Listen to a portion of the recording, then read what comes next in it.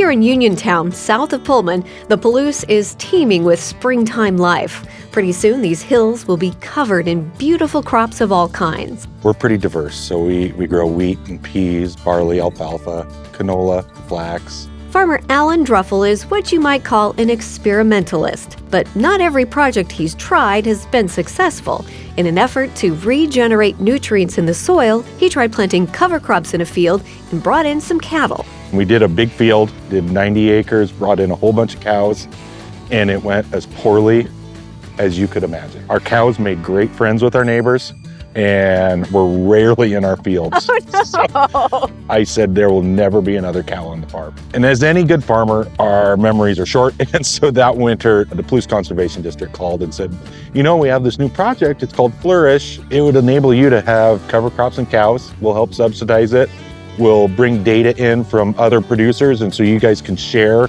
We'll have meetings, we can talk about it, you can learn. And most importantly, it would help cover the costs and offset the tuition of learning how to raise cover crops and have cattle.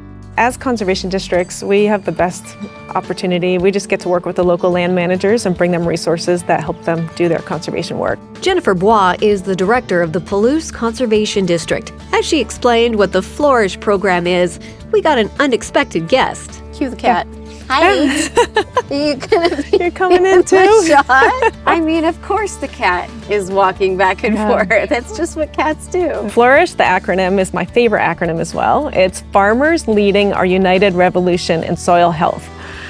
Yeah, I know, you kind of want to be like, FLOURISH, right? Like, Yeah. the revolution for soil health. The farmers have the opportunity to create what's going to work on their farm. Mm-hmm. They can decide, hey, I want to learn a little bit more about how to bring life back into my soil in this way. Mm-hmm. And so each of those 27 producers are trying something different or slightly different, and then they're learning from each other. One of the goals of the FLOURISH project was to kind of offset the risk, and so we provide financial resources to help do that.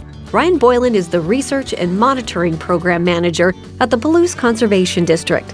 He's worked closely with Allen and other producers, seeing the success of the project firsthand. So after the first 3 years, we found that the farms that have been integrated cattle with the cover crop, we've seen changes in soil pH and then these soil health parameters that are related to carbon and nitrogen. And that's been across all 27 farms. I remember talking with one of the farmers that's participating, and they said in 1 year, I can learn what it would take me on my own to learn in 27 years. Wow. Right? Because I get to learn from my peers. Yeah. We're trying to farm not like my father, not like my grandfather, more like my great-great-grandfather farmed, where they put the cattle on, we rotate through the different crops, and we start, like I said, that life cycle back under the soil. Next year is 150 years on this farm. I'd love for this property to be as prosperous as it was back then. Cows and cover crops.